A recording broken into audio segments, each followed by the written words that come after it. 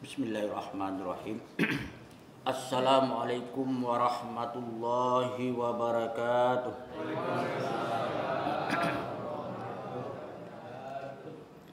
Alhamdulillahi rabbil alamin.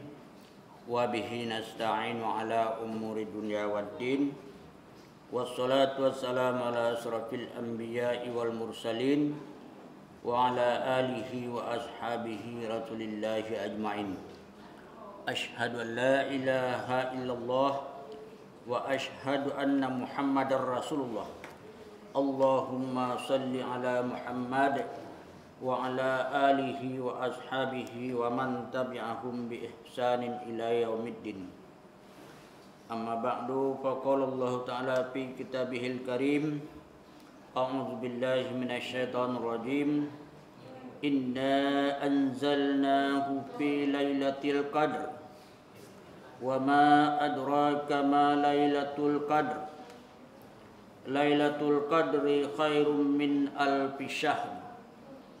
Tanazzalul malaikatu warruhu fiha bi'izni rabbihim min kulli amr.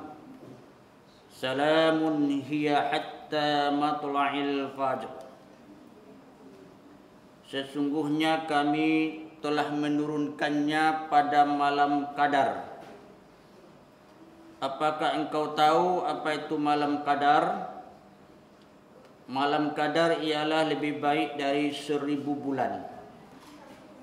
Turun malaikat dan roh padanya dengan izin Tuhan mereka untuk membawa pokok-pokok agama, pokok-pokok urusan, memberikan keselamatan dia sampai terbit fajar.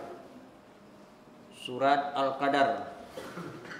Shadaqallahul azim. Pertama sekali puji dan syukur marilah sama-sama kita panjatkan kehadirat Allah Subhanahu wa taala. Selawat dan salam kepada junjungan kita Nabi Muhammad Rasulullah sallallahu alaihi wasallam.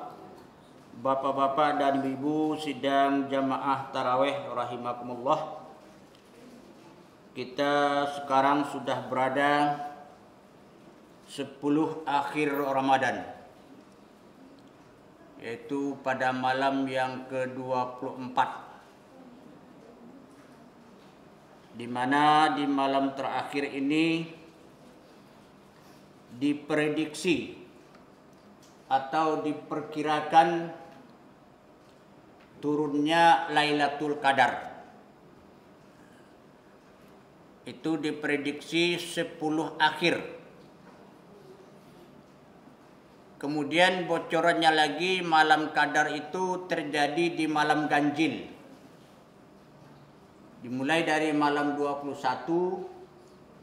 23, 25, 27, 29. Tapi mengenai malam ganjil ini kita berbeda-beda bapak-bapak dan ibu. Bagi orang yang puasanya hari Rabu kemarin, sekarang malam ganjil bagi dia. Kalau kita yang mulai puasanya hari Kamis, sekarang malam genap. Jadi susah juga disatukan itu. Karena memang awal Ramadan itu setahu saya tidak pernah satu. Kadang-kadang ada 4 macam. Bahkan mungkin kadang-kadang ada 5 macam. Hampir tidak pernah kita tahu bahwa mulai puasa itu satu, kompak semuanya, se-Indonesia, tidak pernah. Kenapa? Karena berbeda-beda cara menghitungnya. Ada yang menghitung dengan ilmu hisab, setengah hari dia anggap masuk sehari. Seperti kemarin, hari Rabu itu sudah ada awal Ramadan, tetapi siang harinya. Maka bagi orang yang memahami ilmu hisab yang seperti itu, dia puasa hari Rabu. Padahal harinya belum penuh satu. Dan ada juga yang puasa itu benar-benar melihat bulan dulu. Sebelum nampak belum puasa dia. Nah, itu di daerah Ulakan Pariaman seperti itu. Dia lihat bulan itu sampai nyata nampak. Nah, coba bayangkan kalau berawan, mungkin umur 3 hari baru nampak.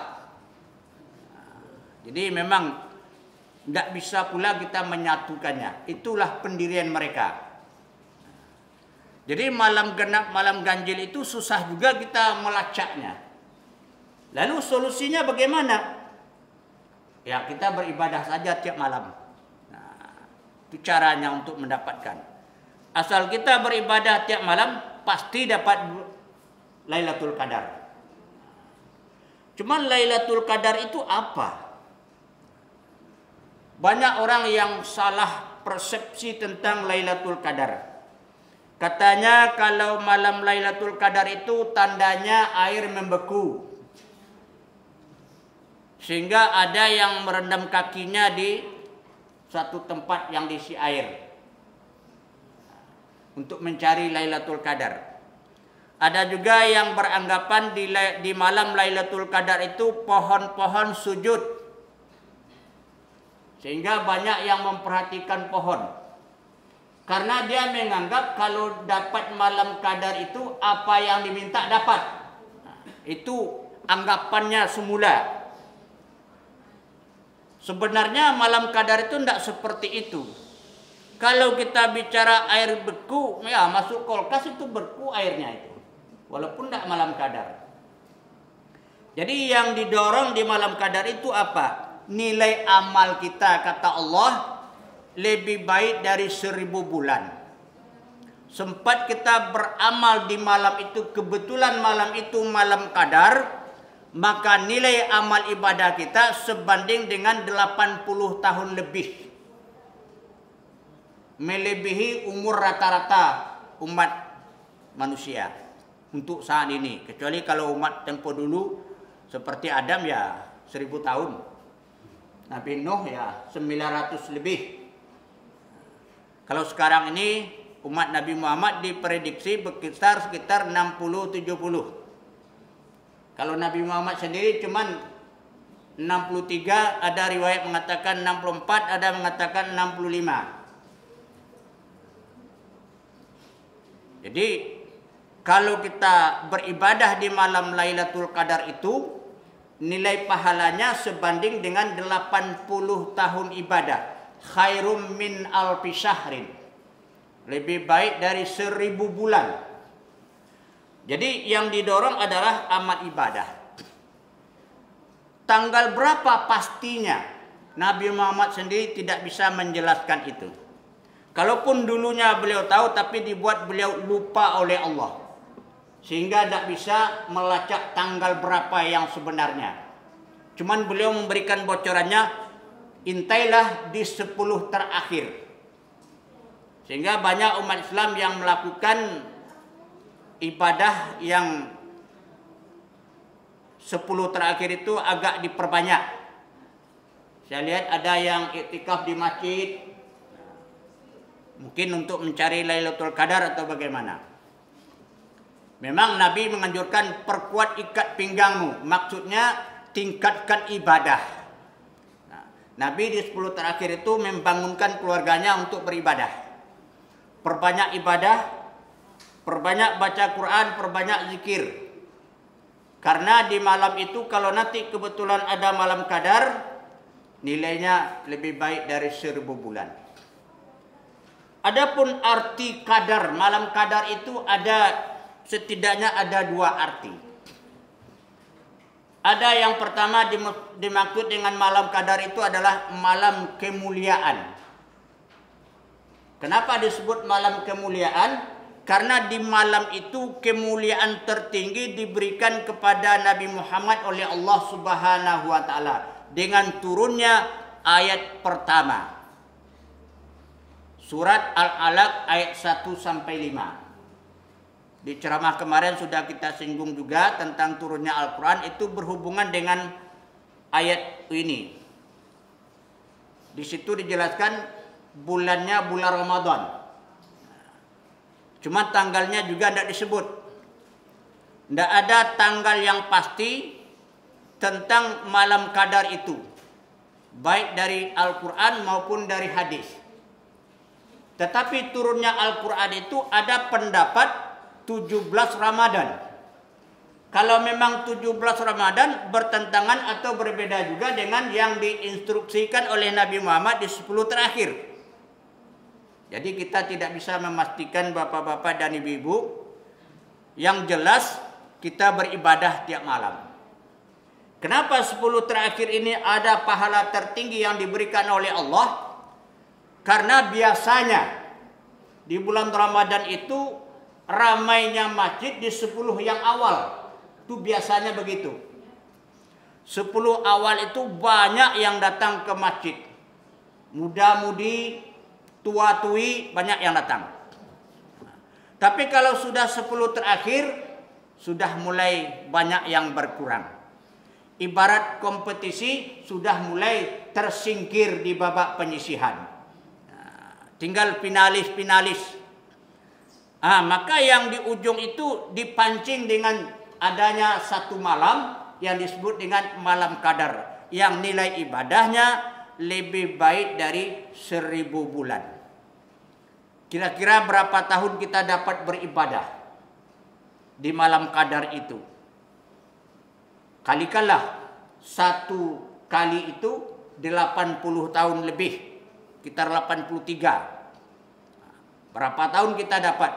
Itulah nilai pahala yang akan kita peroleh di sisi Allah Subhanahu wa taala. Jadi disebut dengan malam kemuliaan. Kemuliaan tertinggi diberikan oleh Allah kepada Nabi Muhammad dengan turunnya Al-Quran, surat Al-Alaq ayat 1 sampai 5. Malam qadar juga diartikan malam penentuan. Kenapa disebut dengan malam penentuan? Karena di malam itu ditentukan mana yang hak, mana yang batil. Mana yang tradisi jahiliyah, mana yang Islamiah. Mulai dipisahkan. Mulai dirinci.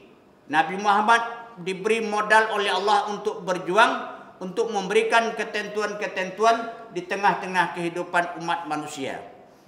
Karena di saat itu adalah adat jahiliyah yang sangat mendominasi salah satu keadaan di tanah Arab, sehingga Nabi Muhammad perlu berjuang untuk mengantisipasi adat-adat jahiliyah seperti itu. Kita tahu di mana adat jahiliyah itu adalah adat yang tidak berperi kemanusiaan. Penjajahan manusia terhadap manusia luar biasa. Yang lebih berbahaya lagi, anak-anak perempuan tidak dibolehkan hidup. Kalau ada lahir anak perempuan dibunuh. Itu adat jahiliyah. Kebalikan dari zaman Fir'aun. Zaman Fir'aun, anak laki-laki yang tidak dibolehkan hidup dari suku Bani Israel. Jadi tertentu, dilokalisir. Setiap orang Israel yang hamil perempuannya itu dikawal. Apabila anaknya lahir laki-laki, langsung dibunuh. Itu peraturan Fir'aun ketika itu. Di zaman jahiliyah, perempuan yang tidak boleh hidup. Coba bayangkan bapak-bapak dan ibu-ibu, istrinya sendiri perempuan, tapi dia membenci anak perempuan. Itulah yang bodoh itu. Adat jahiliyah, adat bodoh. Bodohnya yang seperti itu tidak mau terima kebenaran. Hanya mengklaim hanya dia yang benar. Kenapa dia membunuh anak perempuan? Karena dianggap anak perempuan itu lemah. Tidak bisa berperang dan lain sebagainya. Itu anggapan yang keliru. Kalau sekarang ini ada perempuan yang jadi tentara. Mungkin walaupun dia tidak angkat senjata perang, mungkin dia ikut perang, mungkin bidangnya lain, bagian kesehatan dan lain sebagainya. Tapi tidak boleh dilecehkan seperti itu. Tapi karena sudah jadi adatnya, itulah yang Nabi Muhammad sendiri tidak senang melihat adat yang seperti itu. Sehingga ditakdirkan oleh Allah anak beliau perempuan yang sampai besar. Anak laki-lakinya kecil meninggal. Untuk melawan adat jahiliyah seperti itu. Jadi malam itu disebut dengan malam penentuan. Allah menentukan mana yang hak, mana yang batil. Mana yang baik, mana yang buruk. Ditentukan dengan berjuangnya Nabi Muhammad Rasulullah sallallahu alaihi wasallam. Diberi modal oleh Allah dengan diturunkan Al-Quran kepada beliau. Dan juga beliau akan dibantu oleh Jibril. Jibril selalu mendampingi beliau. Di malam itulah pertama sekali beliau berkenalan dengan Jibril. Makanya disebut dengan malam kemuliaan. Suatu kemuliaan kepada Nabi, beliau diberi kesempatan untuk berkenalan dengan Jibril alaihi salam. Bapak-bapak dan ibu-ibu, di malam qadar itu atau malam penentuan itu, maka untuk kita umat Islam, Rasulullah mendorong supaya perbanyak ibadah. Jangan sampai kita tinggal ibadah. Walaupun kita tidak sempat ke masjid, tidak sempat ke musala, jangan tinggalkan solat malamnya. Kita bisa lakukan di rumah. Karena memang awalnya solat malam itu Nabi lebih banyak kerjakan di rumah. Tetapi Nabi punya alasan, bapak-bapak dan ibu-ibu. Kenapa Nabi hanya mencontohkan 3 malam saja selama 9 tahun? Karena Nabi khawatir jangan-jangan nanti dianggap wajib oleh umat Islam solat malam itu. Makanya Nabi hanya mencontohkan 3 malam saja. Tapi kita bukan Nabi, tidak apa-apa, kita laksanakan setiap malam berjamaah akan lebih baik. Kenapa? Karena tidak akan mungkin dengan perbuatan kita itu orang akan merubahnya hukum solat malam itu jadi wajib. Tidak mungkin. Tetapi kalau Nabi yang melakukan, mungkin saja orang berdalil di kemudian hari untuk 100, 200, 300 tahun berikutnya bisa saja orang berijtihad bahwa solat malam Ramadan itu hukumnya wajib dengan alasan Nabi selalu mengerjakannya, tidak pernah meninggalkannya. Bisa saja orang berijtihad seperti itu. Makanya Nabi tidak rutin setiap malam beliau perlihatkan. Hanya 3 malam saja. Bapak-bapak dan ibu-ibu, karena kita tidak Nabi, kita boleh melakukan tiap malam. Perbanyak ibadah kita itu. Tingkatkan kualitasnya. Supaya apa? Supaya nanti kita bertemu salah satu malam di antaranya adalah malam qadar. Sekarang malam 24, besok 25, berarti ganjil. Kalau benar itu ganjil itu ada, maka kita akan mendapatkan malam qadar. Tetapi ada juga ulama yang berpendapat lebih dominannya dugaan itu jatuh pada tanggal 27 atau malam 27. Malam ganjil. Tetapi tidak ada jaminan kepastian. Karena memang dirahasiakan oleh Allah Subhanahu wa taala. Intinya itu, kalau seandainya Nabi menetapkan malam tertentu, orang akan mengintai malam itu saja. Itu prinsipnya. Sehingga tidak ditentukan malam kapan.